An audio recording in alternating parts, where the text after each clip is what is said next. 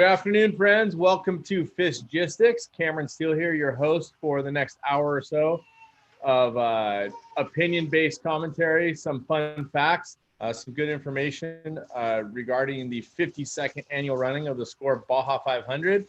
Of course, the host and the namesake of the show, Fish, is with us as well. Good afternoon, Fish. What's going on?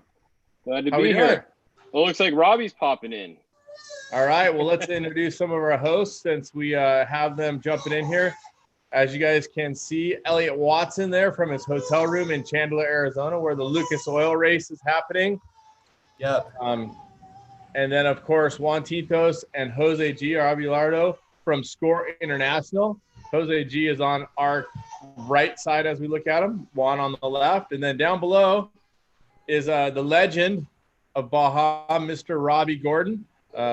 Owner of the Unicorn, creator of UTVs, and of course one of the baddest off-road drivers there ever has been. Or actually, I shouldn't quantify it as an off-road driver because Robbie's one of the baddest drivers of anything of all time. So we're super blessed to have this crew here. I'd like to start out quickly by saying welcome to everybody. Maybe a quick hello from each of you. Elliot?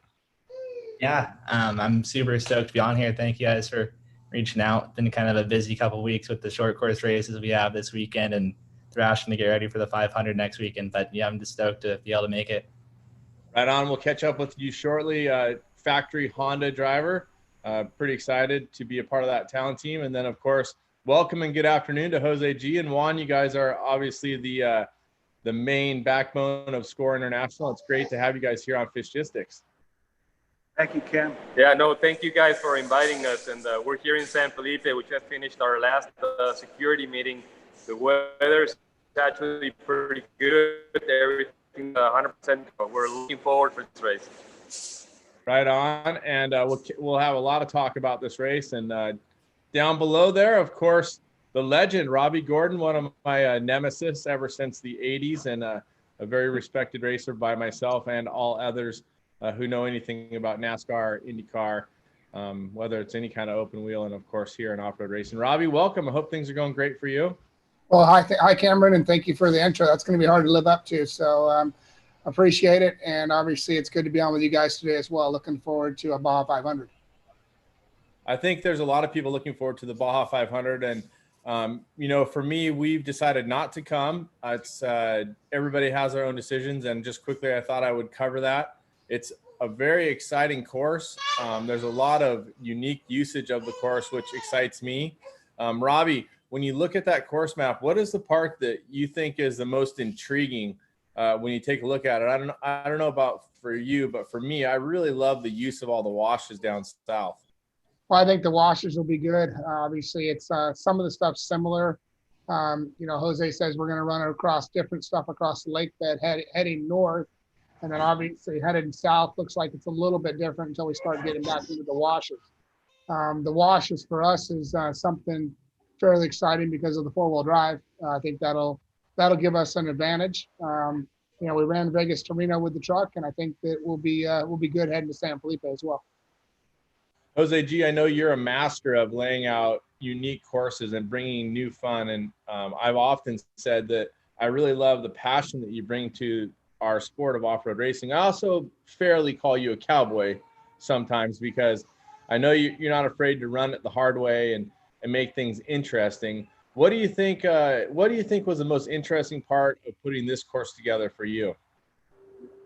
Well, everything was interesting. It's always for us, for all of us, for all the team, it's always interesting to try to bring to guys like you and Robbie and everyone that's been running forever, that's bringing new sections, which is super difficult, right? So I mean, every race we try to do something different. Even though there's so many trails in Baja and we can't use all of them, we're always working on at least bringing something new to the table. And of course, new also challenging and always try to make it challenging and new and something that people will love, like, and maybe hate. But like I said, always a challenge. And I think to answer your question, it wasn't very difficult because we worked a lot on the San Felipe 250. So we all and it's only the name because it's always going to be over 300 miles now. We already had those 300 and something miles, so it was actually fairly easy to come up with another 160, which just went north and made it a little bit different. Actually, part of the course, what Robbie was saying, when you're coming back towards Borrego, there's one section of the course that I've never been on it before. So things like that really excite me, and I think the racers are going to appreciate it. I can tell you from a racer standpoint that we really appreciate it. We're going to get into the course a little bit later and ask you guys to stay with us. Elliot, you've been down there pre-running. I know you don't have a ton of experience in score races, but of course you're a champion pro buggy driver. You've proven your worth many times over. Your dad, a 4-time score champion, Tommy Watson. You've been down pre-running. What's your take on what you've seen so far? It's got to be pretty exciting for you, having only ever raced one other score race before, correct? Yeah, that's right. And it's gnarly. You guys did an awesome job putting it all together. And that section, like you said before Borrego, it's really no track stall through there. I think we were the first car through there, and it was trying to nitpick your way through and just try and find an actual line, which is super cool that you guys were able to incorporate some of that new stuff. But everything else, a lot of whoops. It's cool, it's going to really show if everybody has a car set up right. And it's going to be fun. It's going to be a long day, and no matter who can make it to the finish for sure. Will you be teaming up with someone, Elliot, or are you going to be doing it yourself?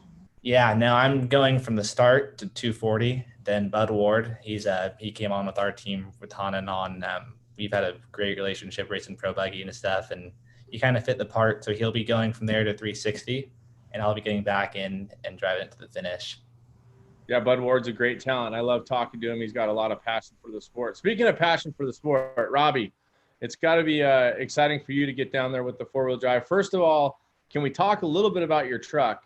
You're calling it the Unicorn. Care to elaborate on the meaning or why you've chosen to call it the Unicorn, and tell us about some of the changes that you've made on the truck? Well, I think, there's a lot of changes. I don't believe a lot of people have seen the Unicorn because we're trying to keep it a little bit hidden.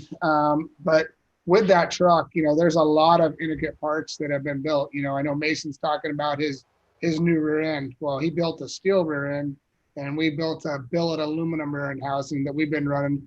We rented at Vegas to Reno. And if you look at the bearings in the Mason, I would say we're probably another 15 to 20% bigger than that from what I can tell by pictures, because he shared it between a 9-inch housing and what he did. And I believe we're already another step beyond where he's at, plus we're aluminum. So that'll lower our temperature a lot. So not a lot of people have seen our rear end housing that we built, but that does have a billet aluminum rear housing in it, which has not been used in a few decades in the sport. So the center section, imagine being all billet aluminum. And then the front end is very Formula One-ish on the back of a Formula One car. There's no chassis from the foot section of my heels forward. There's no steel components except for the A-arms up there that are steel anymore. Everything is aluminum. So it's basically, my truck was pretty light as a 2-wheel drive. And when we introduced it into a 4-wheel drive, we went on a weight deduction of about 400 pounds lighter than what it was as a 2-wheel drive, with actually more wheel travel than we had as a 2-wheel drive as a 4-wheel drive. So I believe we're definitely leading the category in wheel travel as well as steering angle with the CV joints and the way that we did our portal to design optimum kingpin inclination, as well as the wheels. The wheels allowed us to make each A-arm 4 inches longer than what they were as a 2-wheel drive, and also allowed the track width to still be 90 inches wide at the bulge of the tire. So we're not out there at the geyser width of 92, or I think the Mason is even 94 to the bulge. We're still tucked in at 90, which we have the wheel travel and the narrow tread width to allow us to get through some of the rock sections a little bit easier, as well as introduced a new wheel to the industry at the same time that allowed us to build a 2-piece wheel that gave us the right offset. So we integrated the beadlock into the wheel face. I don't know if you saw that on the UTV stuff, but that started as a Unicorn wheel that turned into a UTV wheel. I have a question that inquiring minds might want answered. Does Robbie Gordon sleep? And if he does, how much does he sleep? Not very much. Our normal work day today is 17 hours a day, 7 days a week. It's pretty average. So when when people say they work a half a day, we get more than a half a day in every day, because there's a lot of development going on around the world, not only where we're making parts in this country. So I'm on the East Coast time right now. I start my days around 11 and they end at 3 or 4 in the morning. So that's just kind of a normal day for us. It's been that way all the way through COVID, but it's also allowed us to build a vehicle from scratch. Now, when we talk about making a vehicle, we're not talking about making a chassis. We're talking about making tires, wheels, gearboxes, engines. And when I say engines, all the parts of the engine, there's been 21,000 parts designed through our facility in the last 9 months. From shock absorbers, we don't have a shock supplier with like a Honda or a Polaris or Can-Am. They go to either Fox or they go to Walker and make a shock. We made our own shock. They go to KMC to make a wheel. We made our own wheels. You go to a tire manufacturer, we made our own tires. So when the Speed UTV hits the market, it's not just a UTV, it's all the accessory components as well as the engine. So we were able to actually design our package as more like a Formula One car for UTVs. And I think when our car hits the market, I think it just outclassed all the competition because we've optimized every piece of scenario all the way across the board. Copy, and that's the way you've done your trophy truck racing over the years. So yeah, the trophy truck's different. I would love to do a trophy truck now the way we've designed a UTV, because it would put us right back to where we were with the Riviera truck. We were 25 years ahead of the competition. That was a wonderful thing, but we've never really had the budget to do something like we're doing today. We're here, we're developing engines, gearbox, drive shafts. There's every single part of the component is either cast or forged, or it started as engineered by us and then used the best guys in the industry. We went to go do a gearbox. Can we make a gearbox? Yes. But if we're going to make a gearbox, why not go to Albans and have them be our technical supplier? If we're going to make ECUs for the engine, why not go straight to James Lynn and have James Lynn design the ECU for you? So when you go to build a UTV, you can really control all aspects of the engine. So when this car comes out, people are going to freak because it's truly an Indy car showing up to race a couple UTVs. All right, so we look forward to it. Jose G, I wanted to ask you about the course. We're going to get into some, I know you guys have safety protocol and some of your ideas, things that you're going to be doing. We're going to talk about all that during the show, of course. We're talking about the 52nd annual running of the Baja 500. Of course, as we said at the beginning, this is all opinion-based. Don't take it all as fact. Do your own research and figure things out on your own. But we're here to try to give you some information from some of the experts. And, of course, one of the leading experts, Jose G. We're going to walk through this whole course. But before we do, I wanted to ask you specifically, when you get past mile 300, we're going to go back into that similar wash that we've been running lately, out till 320, come back south. I'm interested in some of the course. At what mile do we cross what's known as the Morelia Road, or what mile does the race course cross the Morelia Road? It looks like you've added some pretty interesting routing through there that maybe some of it hasn't been run before, when we're talking about like between 300 and even as we cross Morelia, that wash directly after 360, that looks like stuff that's hasn't been done before. Well, the first idea, exactly what you said, when we crossed that 360, Morelia Road, you cross it right about there, but the original wash won't be used until 1000. We changed it up a little bit. We more parallel to San Felipe for various reasons.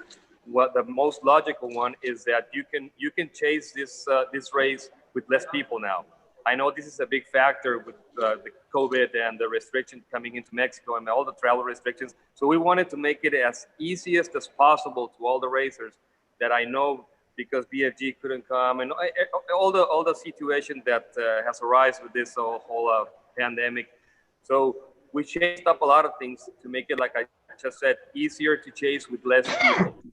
So that new wash that you're talking about after race mile 360, you will see it at the Baja 1000, and I guarantee maybe if you've ridden like you do on a bike, you probably know it. But I know anything. I saw tracks. So anything bigger than a motorcycle, I guarantee you've never been there. Now you can. So maybe the map that I'm looking back at is antiquated. So we'll go into the GPS plot. But so we are not running what it looked like a new wash after 360. You've made a change there. Yeah, exactly. If you look at the file, it's different than the printable map, and that was like a last minute thing. File here. Okay. So it just doesn't. Let's bring up the file. I found it pretty cool and interesting. Just in talking about that wash, I know we're not going to run it. You say we'll be there in the 1,000. I have ridden my dirt bike through there. It is tight. It's zigzaggy. It's definitely if we're talking about the same wash, that is. But that I believe is the wash where Brian Busby got his nickname from Ox. It was a tough route, and we were having a lot of fun that day. So let's take a look. Jose G, let's first talk about Juan. Let's talk about the starting area, because it's going to be quite a bit different. Way back in the day, we ran on that side of the highway, but that's not something that we're going to do. We're not running in the dirt over there, so to speak. Can you walk us through the procedure of the start line and how it's going to work? Yeah, if like as you can see, we're going to start inside the El Dorado Ranch, and immediately we're going to start at race speed. We're going to go south into Pete's Camp. We're going to make a 90-degree turn towards the highway. Then exactly 50 meters right before the highway, we're going to enter in the first speed zone, 37 mile per hour speed zone. Then we'll use the east lanes. They're going to be blocked off just for race traffic. And then we're going to go down. We're going to go down past Sioux Road. So we're not turning onto Sioux Road there on the pavement. We're turning south of that. And then right after we cross a main road that the locals use, that's where the speed zone ends. So you can see it clearly. It's clearly marked. That road will take you, we've never raced on that one. That road will take you to the power line road after the dump, as everyone knows it. And then you're going to cross Sioux Road.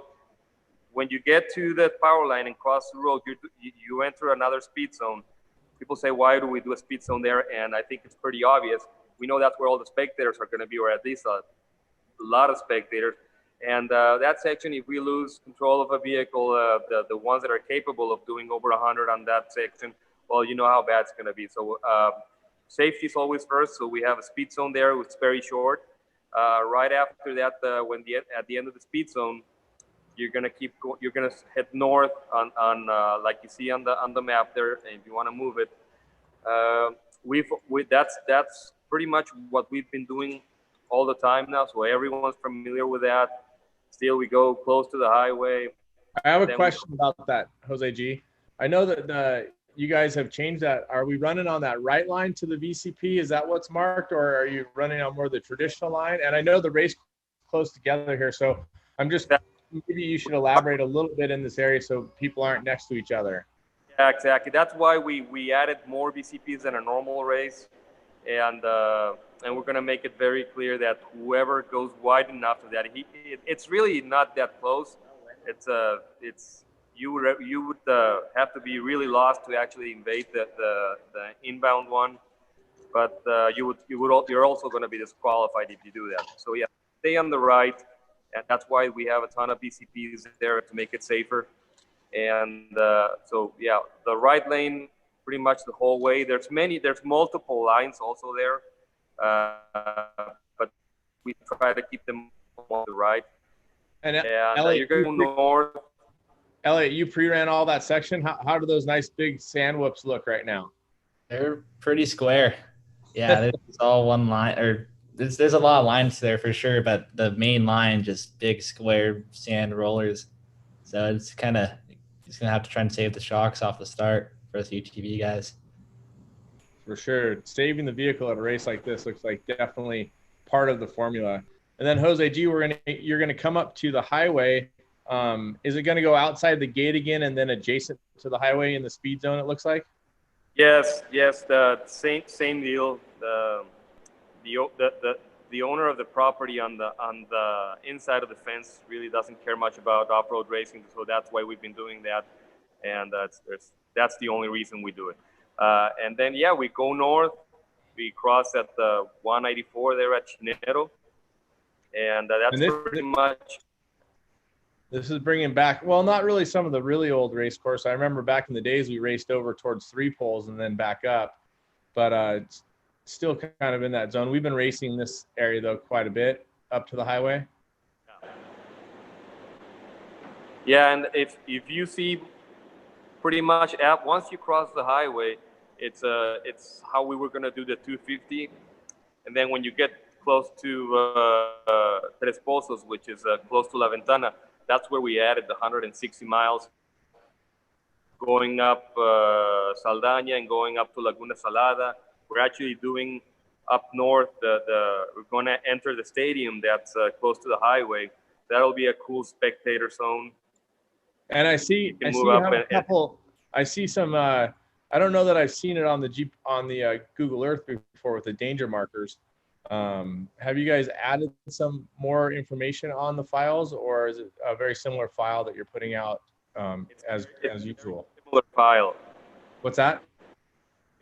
That's the file. I'm sure that's the one you have. It doesn't have a lot of danger. It's so relevant. It's because it's depending on the vehicle, and we don't want the Stella to be beeping at everything we think it's dangerous when the vehicles are so capable of much more than that. So we didn't want to deal with that, and especially since one of the good things is that people get to pre-run and make their own notes. I'm sure if we wouldn't be able to pre-run, that whole course would be just covered with danger marks. But that's pretty much up to the racers now. We just do the main ones, the ones that we know. If you forget them, something bad's gonna happen. Yeah, the pre-running is massive. You know, being able to have the opportunity to go down and experience it firsthand before you go out and race. And I like this loop that you've added over the last couple of years. It's a fun loop around the mountain there. Not only it's fun, but at least it gives the teams an opportunity to pit right there close to the highway. That's one thing that we've been trying to do, make it easier and safer. Safer is always better. Then you're going to run up. This is where you added all the mileage from what you had at San Felipe. Now, for those of us that have spent some time in here, are you running on lake bed, or are you running on a small side road? What's the track going northbound here? Most of it's the lake bed. Pretty much, we know we're gonna lose some engines there if we're not careful, because you're gonna be flat out for a lot of miles. That's all lake bed, all the way till you get to what the locals call Pavarotti. When you get up to Laguna Salada. Then you pass checkpoint 1, which is right about race mile 160, and you enter the stadium, which we've never done that before. Cool. Yeah, there used to be a swimming area there as well, right? Or somewhere in that area? Yeah, exactly.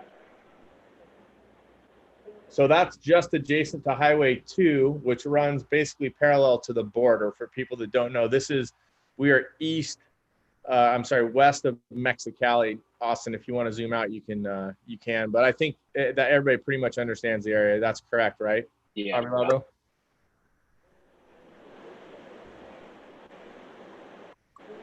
Yeah, and if you look at the document, that's probably already up on the score page, or will be pretty soon. Since we're not doing a drivers meeting, there's like PDFs of all the speed zones, all the checkpoints, all the crossings, all the major things, so that it's very clear on what you can and what you cannot do. And one of the things that's very important for people to know is that main road that takes you down to Cañón de Guadalupe, that's why we added BCPs that are only 40 feet wide that you can miss. It's totally off limits to get on the graded road. We've always done it. At what miles that you're talking about? It's about from 170 all the way down to like 200. You're running really close to the main. So right here. Yeah. Once you look at the drivers meeting notes that we're posting, you will see it in black. there is a road that you cannot use. And I mean, we went out of our way to try to make it so obvious with so many VCPs. So you can't miss it. It's the whoops or the graded road, and it's the race course or getting disqualified. So the race course is running adjacent to the big graded road that is out there. And there you go. You can see it now when we zoom in a little bit. So it's to the west. The race course is to the west of the road you cannot be on. Is that accurate, Yeah. Jose G? And then what about going south there? Do you go all the way to Cajabuzo? Yeah, but you get to Cajabuzo and a new, pretty much similar to what within the 1000, but with a change. There's a new road there also, and it's right about race mile 220, I want to say, or maybe 215. So it did change a little bit to get to Cajabuzo. It's fun. And it's different.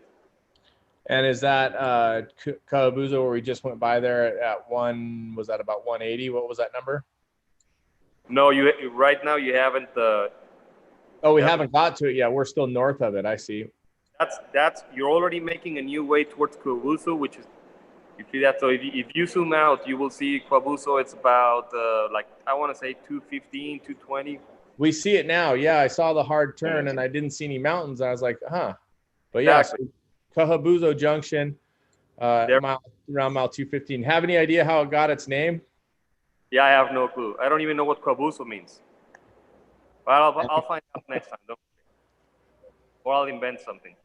It's one of those legendary areas that we raced through as kids coming from the other direction. And then anything really unique here? This is similar stuff that we've raced on in the past. The courses look close together, kind of, but But yeah, it seems the same. But right there, where their course splits like 240 at 240, all the way to like I don't know, the next more are new, and they're pretty unique. Like Elliot was saying, the first ones through there, there was just the file, the arrows, and maybe my tracks. Those were gone when we went through. So the arrows were gone, or the tracks were gone? Tracks, yeah. It was just bushes overgrown, and you're kind of just going across a few washes, and it's like you see the GPS trail like connect the dots kind of through here and here. Then you see a marker way off of the distance, and you're like, all right, well, now it's kind of just trying to finagle our way through there without trying to get a flat through this cross grain and big rocks and trees. That's cool. So you're just trying to find something different, Jose G, so you're not running through some of that stuff there. Go ahead. Really old. So I know it's going to be 100 times different when by race day, because it's going to be a freeway. But at least we threw something new at it, and like I said again, it's just not the same stuff, and it's just fun. Yeah, fun is good. And then there's this. This is a traditional area we come through there around race mile 260. That's similar race course, Jose G. Yes. Through that tight, narrow, rocky canyon. Yep.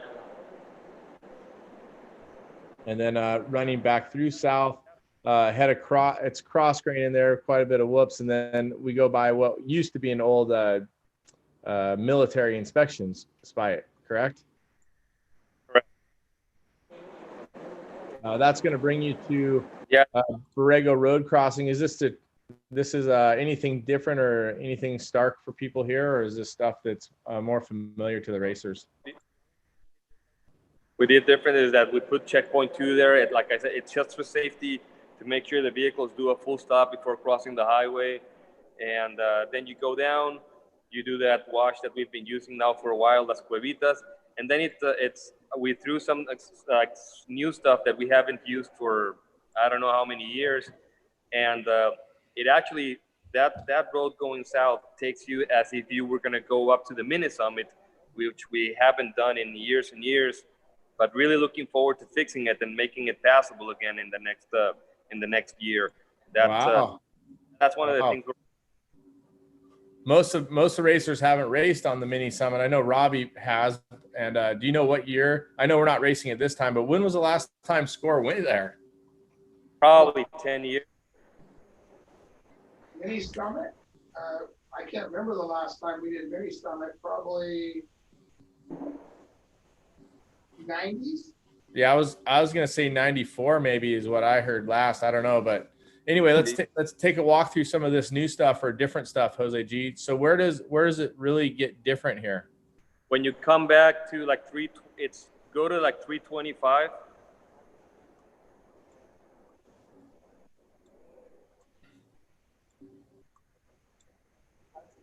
So right here. Oh, so that's the road that on the other side is what you're talking about. Yeah.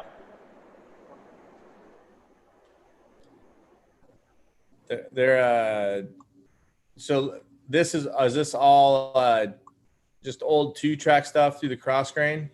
Yep. Interesting.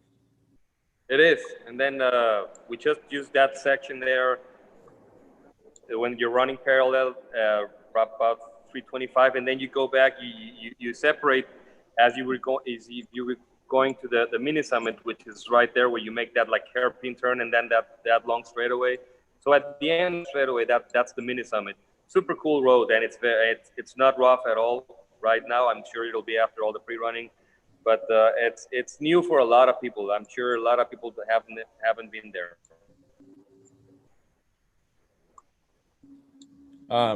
This is bringing us back towards obviously Morelia Road, and I see where you've made the change. So yeah, this is quite a bit different than the map that I was looking at, if I'm not mistaken.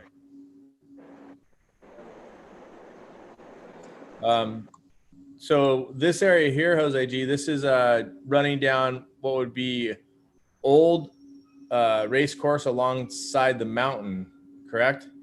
Correct. And then that's going to bring us down towards San Felipe proper. Any major changes or anything really interesting there at San Felipe proper? No. We just thought it would be safer because at that point, some of the motorcycles, not maybe the fastest ones, are already running, probably tired, and it have to be always ahead of the game. And it could be the weather could play as a game again, and it could be hot. So we want everyone at that point to be closer to town just in case. And like I said, it makes it easier to chase. And then we go down and we do a Chanate watch. We go down to Guatamote and then Azufre, and then we come back. Going north back to San Felipe is like it's 250. It's super fun. It's not old Puertecitos. It's things that not a lot of people have been there. Gotcha. Okay, so yeah, there's tons of changes from when I looked at the map, and it's great to see the file. So the race course basically is it again the wash there, Chinate, and did you say Guatamote? Chanate, Guatamote, and Azufre. Azufre. Okay, so this file that I loaded is actually the Sportsman cut, I think, because it doesn't have the bottom. I was gonna say I'm looking at it and it doesn't show the rest of the race course. That's why I'm saying we're looking at the wrong file, correct, Jose G? Looking at the Sportsman file. Okay. I was like, wow, that got really short. Yeah, you just did Amarillas, then you did the Chanate, and then the Sportsmen go. They take Chanate, they take Percebur Road to checkpoint 3, and then they go north again. So the Sportsman classes actually do not do Guatamote and Azufre. Gotcha. And then for we don't have the file there, but maybe talk us through the bottom of it really quickly, Jose G. You have it. We have all of them up in our so just there it is. Yeah, I got it now. I just had the wrong one loaded. There you go. All right, now we're on the right one. So the blue line is the Sportsman cut. The red line keeps going on the race course. Yep. Yeah, so the pro classes so then take Guatamote and come back on Azufre wash. Gotcha. And how do those washes look right now? Are they different looking? Has there been much water? Are they more flat? They're more rough? They're more rocks than usual? I mean, how's it look in the washes? The only one, yes, as always, Guatamote has that section where it's tight. You have that little switchback where it's really rocky, but that's pretty much it. They're actually they're easy right now. Copy. And then the run back north, you're saying, is not traditional old Portecitos Road, correct? Not traditional at all. So if you zoom in, you will see the sulfur mines. We're not running on Portecitos Road. Yeah. Okay. Cool. There is that's really different right there, and that looks like there's a lot of back and forth there from VCP. A lot of VCPs in there too. Yeah, and it's very natural. It's not like you're just looking for the road. There is tracks there and very obvious. People pre-ran the 250 that way, and so it's obvious now, and it's very fun. You're leaving the highway, and you have Old Puertecitos Road for your people to chase. So we're not taking that away from your chase teams. Copy that. And that's going to bring us back towards San Felipe. Obviously, quite an interesting layout. I see the changes and the reasoning behind it. We should probably talk. Is there any specifics about the course that we haven't covered that you want to cover, Jose G? I think in that area right now, close to town, one thing we haven't done before, and in our security meetings, one that we had just finished right now, you will see that we added a speed zone in a section where we never had a speed zone. If you can, right there, if you zoom on that one, that's pretty much one thing that people are not used to doing. Of course, we're running right in front of houses, and there's two main road crossings that the police were very concerned about, so they just requested us to add that speed zone, which of course, for us, it's no problem. Like you said, safety first. And the one thing that I'm glad I have the opportunity to say this in the program is that sometimes there's people don't look at the notes or don't pay a lot of attention, and you can lose a race if you don't. Like it has happened. The last speed zone, once before the highway, when you're north of the dump going towards El Dorado, the last speed zone, once you're in it, you go all the way to the finish line. Okay, so you're not gonna go speeding through the timing loop and the interview ramps.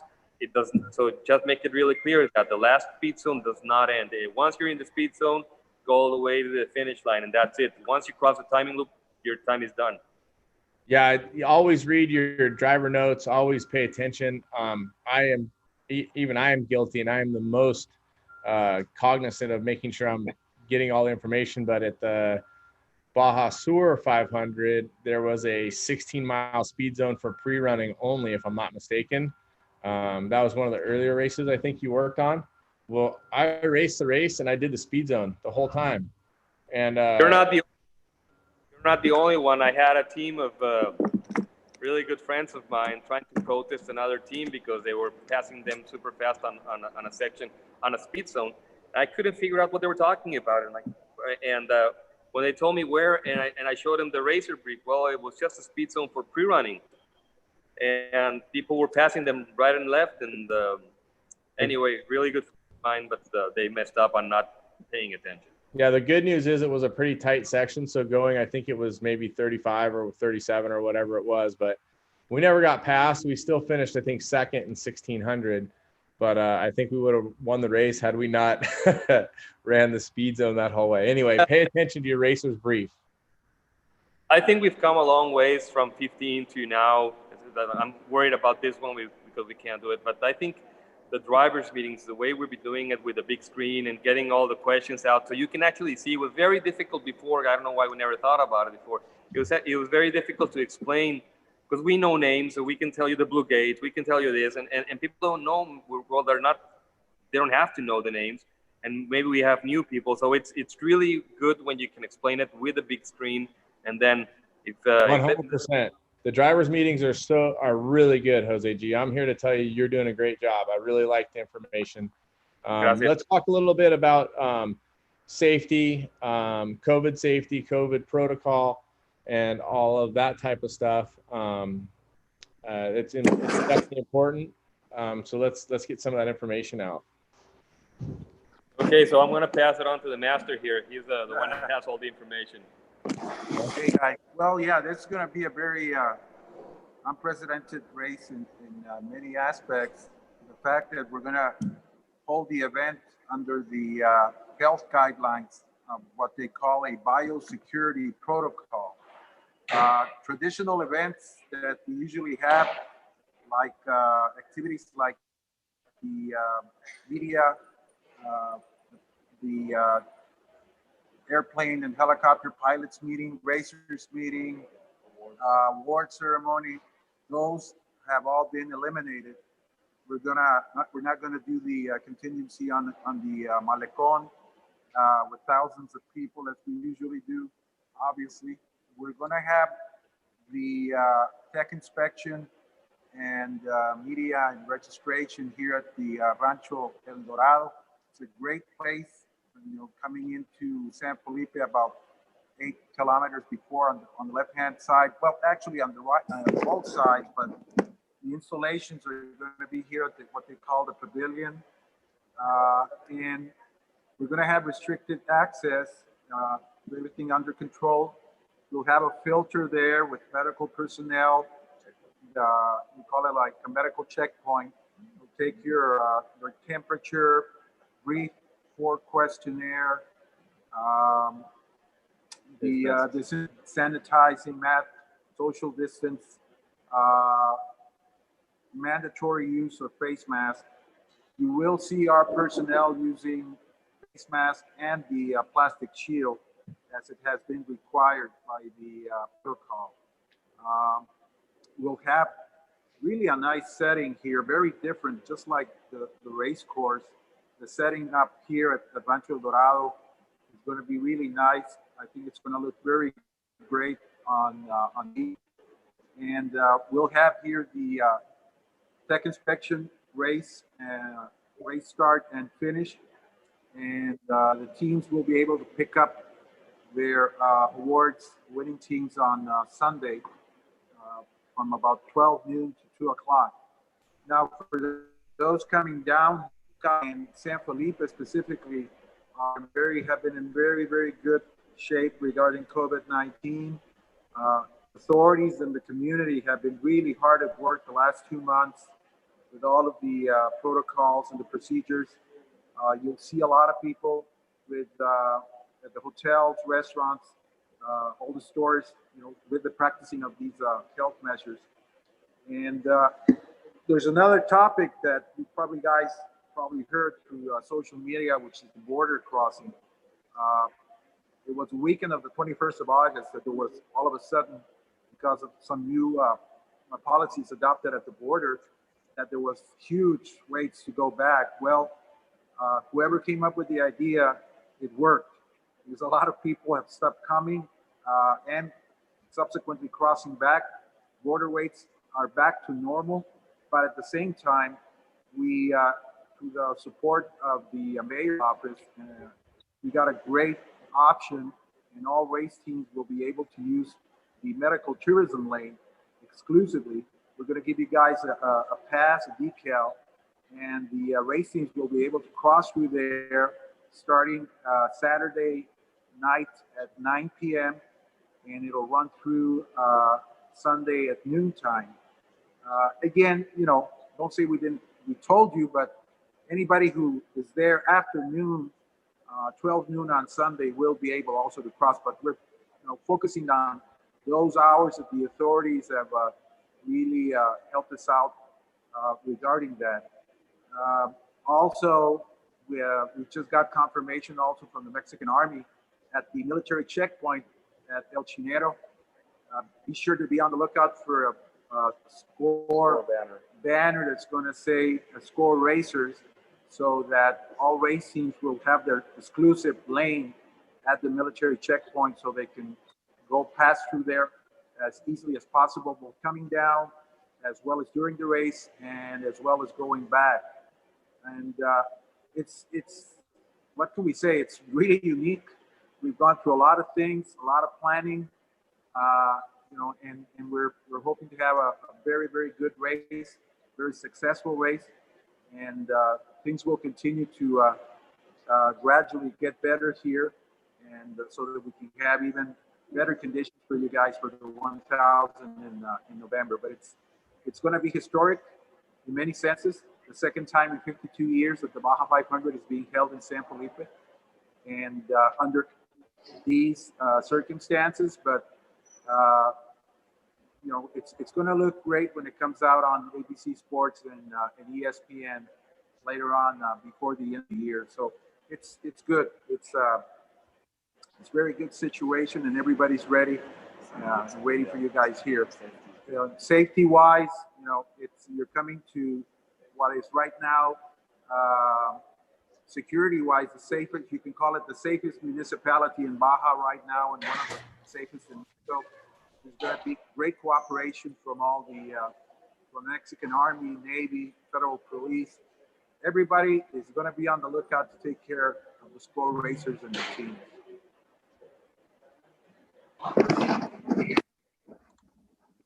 Oh, Cameron muted himself. What a rookie Right. broadcaster. There he is. Hey, take it easy on me. I don't appreciate that.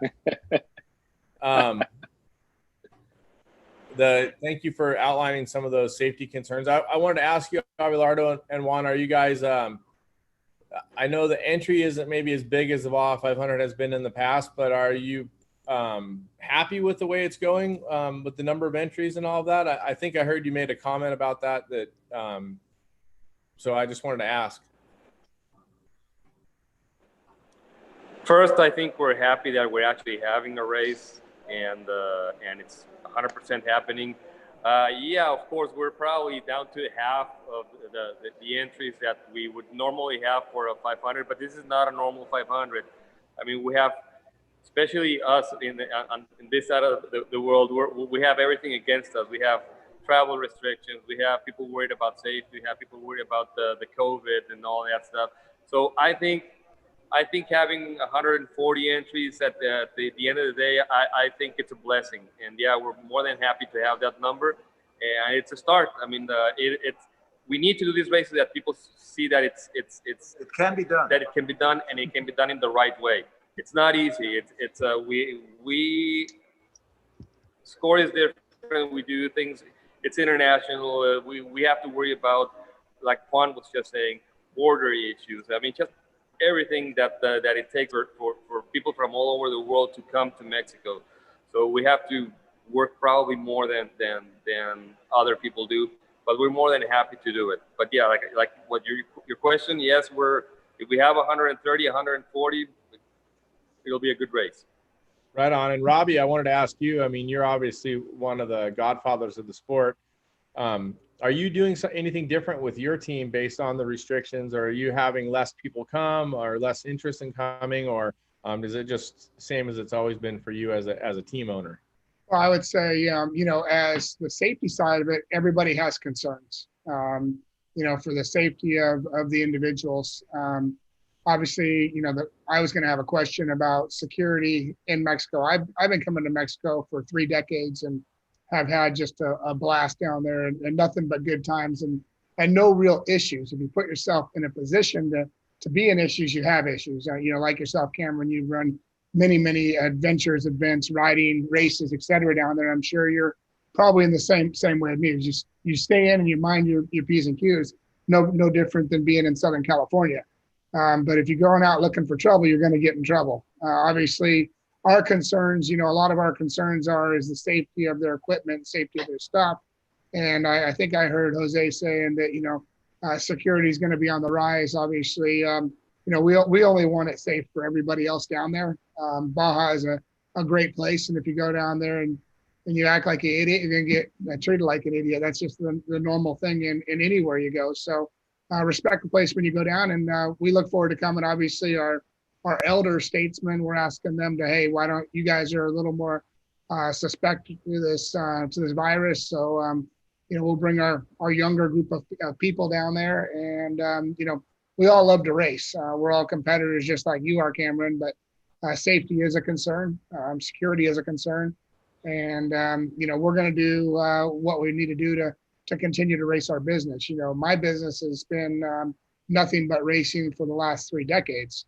So we have to go racing, and it's the right thing we need to do. Obviously safety is a big aspect as well. Elliot, what about you guys with your, you guys have a big team, obviously, fielding 2 vehicles, right? With Christopher Polvardi also. Him and Jeff with the Ridgeline. So we have 3 cars going, but no, we're kind of in the same boat. When we went down and pre-ran last weekend, we stayed at a house in El Dorado, and we had all our stuff there secure, and we felt pretty safe there. They had security there all 24 hours, and they made sure that they went out of their way to make sure we were safe and happy with how everything was going. So it was also cool going down into town. Like, they really made sure you had all your COVID guidelines. You everybody had the mask, they checked temperature, and like they just really made sure to try and stop it from a big outbreak from happening, So we felt pretty good going down there. Right on. Well, I know there was there a race last weekend or the weekend before, maybe? Jose G, a smaller race. A code race down there last weekend. Yeah. And it went well from what I saw. There was a code race, but it was in between. It was close to La Rumorosa. It wasn't in this area. It was close to Tecate. Everything went. Oh, sorry. Go ahead, Jose G. Oh, that Code did their first race, or not their first race, but after all this pandemic, they had their race, and it worked out pretty good. So no issues with them, which that's a good sign. Can you let us in on a little bit of Baja 1000 while we're all here talking Baja and stuff? I know, unfortunately, at this point, our team won't be at the 500, but we're excited about the 1000, and I know a lot of people are already talking about it online. I know that you released that it's going to be quite a long course. Any special surprises or anything you can leak out at this point? Well, yeah, just the things that I think we can share right now is that it'll be very close to 1,000 miles. I think people are going to be surprised at how little pavement we're going to have. Also, some surprises, some new sections that, really new sections. No one's been on them before. Different ways how we connected things. Still try to make it easier, but to chase it, and leaving main roads that you can cross from one highway to the other. So we're really working on how you can go race and make it easy for your chase teams, and not to be that long. I don't want to eliminate the highway sections, even though they're a pain, but in such a long race, I think it gives you time to like mellow down and rest a little bit. So you need them, and they'll be there. But I think the cool thing is that it is 1,000 miles. It's going to be a big challenge. It's lots of, like I said, new sections. But I don't know when a loop race was actually 1,000 miles. And you have pretty much everything. You have the mountains, you have coast, you're going to have the desert, you're going to have everything. And you're not going to go, one thing that I can advance, you're not going to get to El Rosario. So everything is pretty much from El Rosario north to Mexicali and Ensenada. It's wow. A very cool, and like I said, you will see scenery that you won't believe that you're there. I was blown away on how beautiful some sections are that are brand new. Some of them, you wouldn't even imagine that you can get from that point to the other going through there. So it took a lot of thinking and a lot of work, but everyone's going to be super happy with it. Exciting. I got to ask you, I know there's been some talk about San Felipe in September. How is the weather looking for the race? Have you guys been looking at the forecast, and how, I know you said it didn't seem. We're here right now, and it's been very, when we came to map the course, we knew we were in the hottest week of the year, and we were mapping and I'm not going to lie, it was 117 to 120 most of the day. At one point, believe it or not, I was in a side-by-side, so no wind chill, no nothing, and it went up to 135 for like 2 miles. It was wow. Hard. Yeah, I don't know, it was a canyon, but now it's It's 98 right now, and it should be in the low 90s for race week, race day, and so that's why we changed up the start. The bike's at 3 in the morning, cars at 7, because the hottest section is up north to Mexicali. So if everything goes well, we're going to have everyone on this side of the highway closer when it's the weather is not going to be so bad. Even if we're expecting we're expecting it to be, I don't think it'll get to 100, but it's still 100 is not worse than what you guys are already doing up north. So Copy that. Elliot, you've been out pre-running. Has it been hot out there?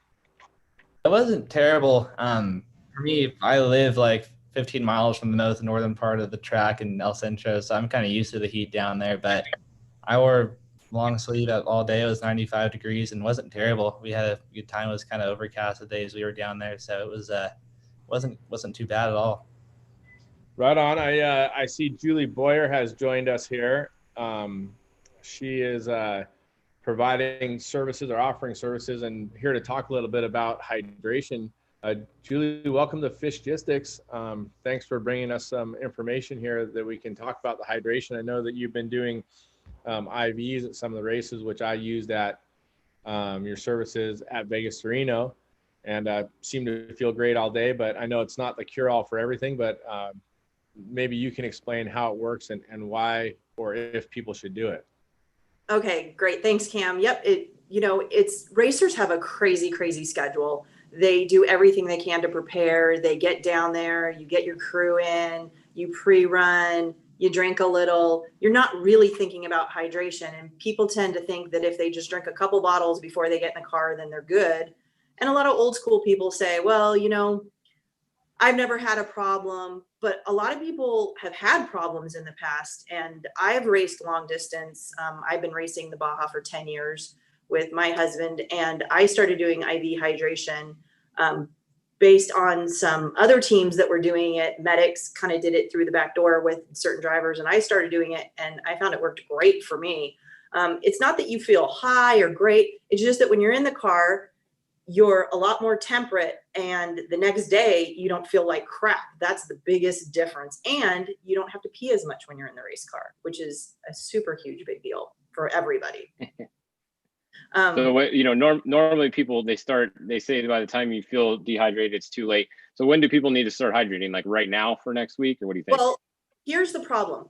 If you start hydrating right now, you're not a camel. Your body does not store water the way a camel's does. You do need to drink a certain amount every single day so that your body gets used to having that much fluid in. How IV fluid hydrating is different than oral fluid hydrating is when you hydrate with an IV, the medicine and the vitamins that we put in, and we do B complex, B12, vitamin C, magnesium, zinc, which is also good for immunity, by the way, glutathione and taurine for energy, and pepsid medications for stomach acids, and a non-narcotic anti-inflammatory that lasts for 24 hours, so it keeps you nice and loose in the race car. How it differs from oral hydration is it doesn't have to go through your digestive tract, and it stores in your cells. So as you race, the fluid re-releases back out into your body. So that's why we advocate doing 12 to 24 hours in advance. It's called preloading. And when you preload fluid in, it redisperses out as you race. And it is going to be 100 to 130 degrees inside the race car when you're racing in the heat of the day during this race.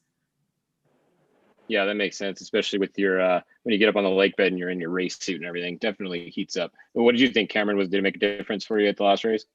Well, it's hard for me to say exactly what made a difference. I believe in it, and that's why I did it. And I think that you have to be really smart about your hydration. And that's one thing I agree with Julie about, is that people don't have a tendency to really work on hydration and even preparing yourself for such extreme temperatures. So I felt great in the race truck.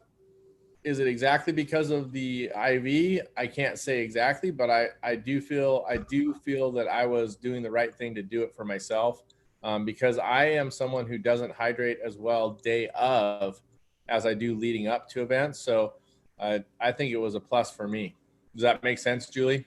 Yeah, it does. And that's the thing is a lot of people, they'll drink a little bit here and drink a little bit there, but really they spend more time working on their race car than they do on themselves. And a lot of people don't understand too how water works for hydrating your body. The fundamental goal of hydration isn't to hydrate yourself, it's to deliver oxygen to your muscles. So when you help your muscles to breathe, it helps your blood to pump better and it maximizes the blood flow to your heart. So if you have better cardiovascular function, you're going to operate at a much higher rate. And I mean, everybody that's racing this race is an athlete. You have to be. You can't be, not in some kind of shape to be able to form and win. And that is the whole point. Nobody's going down there just to have a good time. We're all going down there to win. And so this just gives you that little bit more of a competitive advantage to help your body to last longer, especially for like the Pro Moto Ironman. Those guys are just crazy. We have a couple of guys that'll take an IV 2 or 3 during the race even. I don't know if everybody could see that, but we were laughing at Robbie because he was putting up one of his drinks.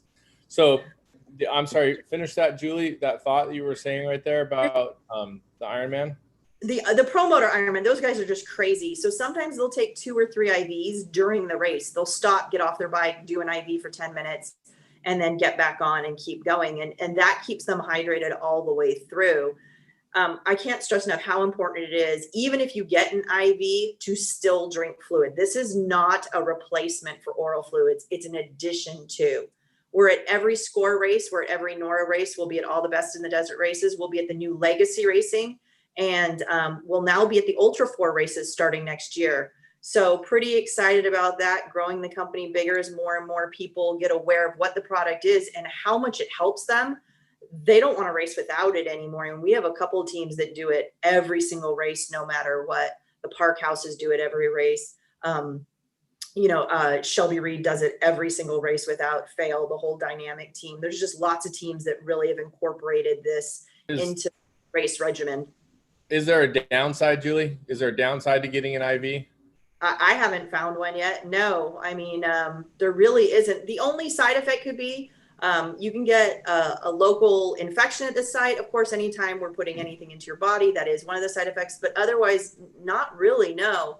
We do a thorough medical questionnaire before I'll put an IV in somebody. If you have too many health risks, I'll tell you, this might not be for you. And we will be at Tech and Contingency. SCORE, Elise and Norman are both, they're both huge proponents of this. They really believe in IV hydration and they see the benefits of it. And they've been one of our greatest champions throughout our entire business process. Robbie, you've been racing obviously forever. Where are you at on IVs and something you do? What is your hydration system, or how do you work on your hydration? Not trying to be a smartass here, but obviously I haven't been drinking enough speed lately if you look at my performance. So maybe I need to mix it up and try some of her stuff. Yep, Robbie, we'll definitely, Cam can attest that if you have any special needs, if you want to be alone, we had a special room just for Cam. He didn't want to be around other people and get exposed. We can pretty much accommodate anybody if you give us enough heads up. We do come to people's hotel rooms, but at Tech and Contingency, we'd rather just do it in the trailer. Obviously, it's a little bit easier. But during COVID, we can make special allowances if you just give me enough heads up. I'm actually racing. I'm the driver of record. This is my 1600 car for this race. So I've raced a lot, but this is my first time actually being the driver of record at SCORE. So I'm pretty excited about that. Well, cool. Welcome to the family. Look forward to having you out there racing. Yep. From my side, it's always a concern down in the summer heat down in San Felipe. It's been that way. Laguna Salada, El Diablo, those dry lake beds are very dry. And with the open cockpit or open windshield vehicles, you don't feel like you're getting dehydrated because the air is drying you out. But it is important, obviously, to keep drinking throughout the race as well. Absolutely. And another thing that people don't realize, they think when they go race Parker with Best in the Desert in February, oh, it's cold, so I don't need to drink. You can actually get dehydrated faster in the cold because you're not thinking about it as much. So a lot of people think, well, I only need an IV if it's 100 or more outside. No, IVs are great anytime you race because you're physically exerting yourself. You need to give those muscles the air that is required to make them function properly. I mean, everybody here is an athlete. NFL players do it before the game and they all do it at halftime. it's because it works. Right on. Well, thank you for that information. Yep. It's great to have it. It's been great talking about the show or about the race. Austin, you have something you wanted to add about GPS? Yeah, I had this guy Calvin came up with this pretty cool thing. I don't know if any of you guys have ever seen this before. Let me see if I can share a picture here. Let me find it. Look at his GPS program he came up with. So if you notice that is the HDS GPS that we all use, the Lowrance that pretty much everyone uses. If you notice, what does that have on it there? That has Google Maps on it. So he came up with a way to download ahead of time the Google Maps and put it on your Lowrance GPS. So I thought this was pretty cool. If you're pre-running the course, you can actually just zoom out a little bit. You can see, where the good lines are. Because if normally your Lowrance GPS doesn't have anything on it, it just has a line where you went and that's it. So he told me about this. If you guys want more information, send me a PM and I will hook you guys up with him. He's given this for free for everybody this race. So if anyone's interested in doing this on your GPS, send me a PM and I'll send you his email address and you guys can get dialed in. But I just wanted to share this with you guys because I thought it was pretty cool. I've never seen that before on a Lowrance GPS in a race car. So something new, always cool that people are coming up with new stuff. Right on, Fish. Well, we're going to wrap it up here. Any final thoughts for you, Robbie? Well, the other side is looking forward to going out and doing battle. I wish you were going to be there. Obviously, Andy, Bryce, it's concerning. I know that a message just went out that the border thing goes on for another month. I know that came out just today. I know that SCORE has worked with the border to get us down there and get us across, but I believe a travel ban just came out just a few hours ago, extending it through October. But obviously we're going down there for a sporting event where we're athletes, we're competing, and we've got special assistance through SCORE. So I want to thank SCORE for helping us with that. I know that we have our forms that we still have to complete, naming what person's crossing the border and what vehicle and all that. So thank you guys for your assistance. And like I said, we look forward to going down and doing some battle. We did a light prep on the Unicorn. We fixed what was our issue at the Vegas to Reno, but same engine, same transmission, same front diff, same CVs, same rear gear, and everybody's looking scratching their head. Why would you do that? Well, if we can't run Vegas to Reno and the Baja 500 with the same basic preps, then we're definitely not going to make it a Baja 1000. So this is an extension of our Vegas to Reno test, and we look forward to it. Yeah. Cool, very cool. Did you guys have something there, Jose G, and you guys wanted to add in? Yeah, exactly like Robbie's saying today, it was announced by the Ministry of Foreign Relations of Mexico that they agreed with the U.S. federal government to extend the essential border crossing policy until October 21st. But we want to point out that as long as you're an American citizen or an American resident crossing, the problem is there's no problem crossing the border, really. If you cross into Mexico, no problem. When you cross back, as long as you're an American citizen or an American resident, you don't have any problems. And we added the medical tourism lane just because some teams commented about what started happening, but has really gone down as of the 21st of August. So we're going to have that really facilitation at the border crossing. And, a lot of teams are coming because you got to remember that the Baja 500 is going to determine the starting order for the Baja 1000. So that's why some of the teams are coming down. And really, we are always very appreciative of you guys coming down in the way that, like Robbie and Cam have been ambassadors of Baja for so many years. I don't want to say how many, but it's really, we love you guys down here, and, we're doing everything that we can to make this as the most exciting and the best off-road races in the world. And we kind of thank you, Fish, for all your support also in putting out the word. And, it's very unique. It's going to be part of history, and we look forward to seeing you guys down here. And really quickly, as we close out, I appreciate that. I'll out myself. My dad started racing in 70, and I know Robbie's dad started racing around in the 70s as well. So there's a long lineage for us there. I did want to say that our decision on not going to the race isn't just with the race. We've also postponed our Rip to Cabo ride, which is usually in October. We've changed the dates on that. So it's not something that just reflective of SCORE.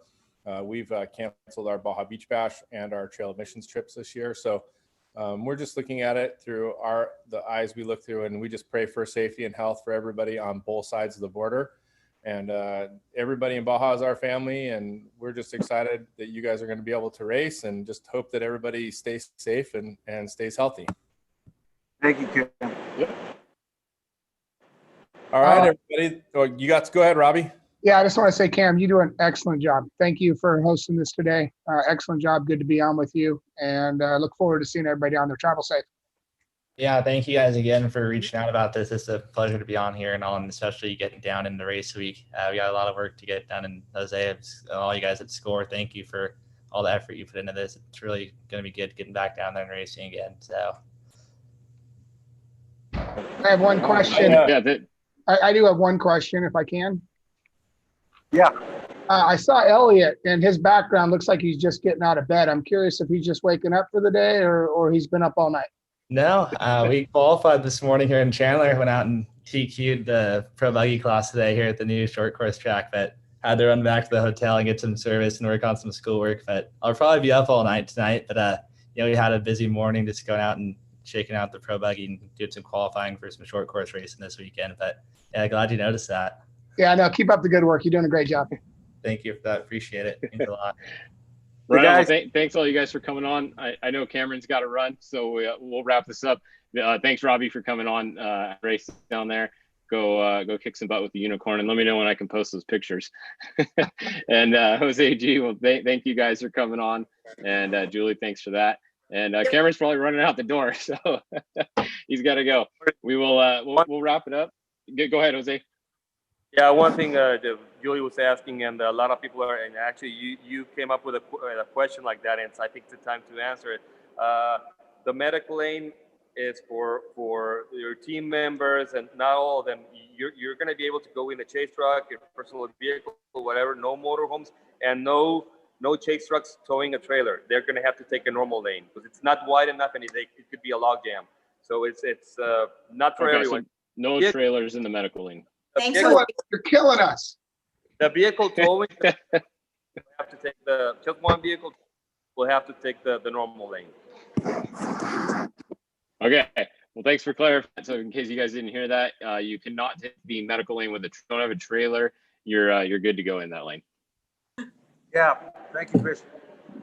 Thank you, guys. Okay. Thank you, guys.